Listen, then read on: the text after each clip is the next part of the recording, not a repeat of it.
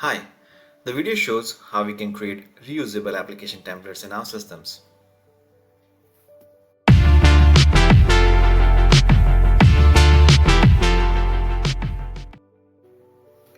So this is my service studio.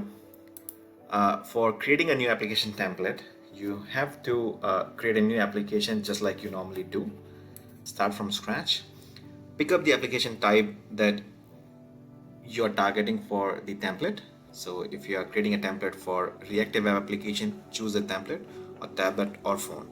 Remember, whatever you're going to select now is going to be available as a template later on. So in my case, let's say I want to use create a template for reactive web app. Choose it, and this is for internal applications. Create the application. The trick to create an application template in our system is the module name. Okay, so the name of the module itself here, you have to prefix it with the word template, something like this, template underscore. Okay, so any module that is named under template underscore whatever name is there becomes a template. So that's one condition. Now there's one more part to it which I'll show you in a while. So now we are inside the module. One additional thing that also you have to do for the OutSystems platform to recognize this module as a template is give this module an icon and a description, which you will do by selecting the module right at the top here, and you will see here there is a place for icon. Make sure you select one. Let's say I can change it. I can upload something of my own, maybe this, and I should also provide a description for it. So template for building internal apps. Okay, now that's it. Once this is done, thereafter you can go ahead and create those elements in this template that you want always to be there whenever somebody is using this template. For example, adding references to some of the commonly used applications. Maybe this is an internal application that would require some reusable stuff. For example, authentication APIs, maybe few functions should be always reused. It may require something from the charts widget, right? You can go on and add as many things as you want.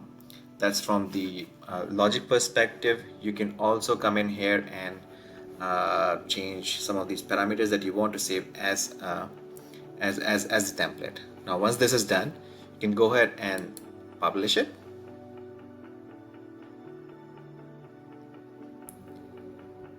This is the usual step where platform starts compiling whatever you have done, starts moving things onto the server, and in a while gives you the application that you have built.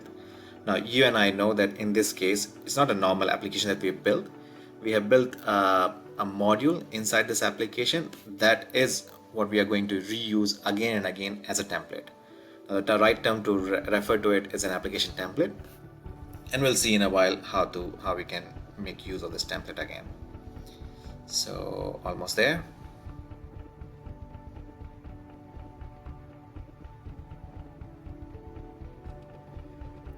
Almost. Anytime now.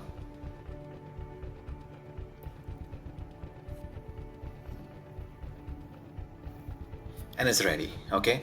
Now to test it out, what we can do is go back to our application dashboard here, and now if I click on new application, what I'm expecting is I should see my newly created template there once I choose select, and you can see here now I have a template named internal applications with the icon I chose and the description in there. If I go ahead and use it, what the platform does by default, it creates this form. Maybe I'm building an internal CRM, and if I go ahead, do note that all of these colors and stuff will be taken over by the template, by the way. Okay, so once I create this application using the template which I just built, platform is going to build all those I think I use some of the logic from other applications.